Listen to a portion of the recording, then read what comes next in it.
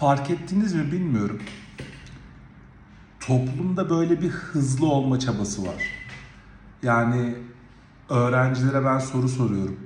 Çok basit sorular da olabilir bu. 3 çarpı 5 gibi. Ee, Ama nedense çok hızlı cevap vereyim gibi bir çaba var.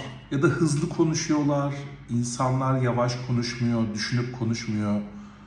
Acaba bu küçüklüğümüzde İlk soruya doğru cevap verene çikolata vereceğiz diyen öğretmenler yüzünden mi?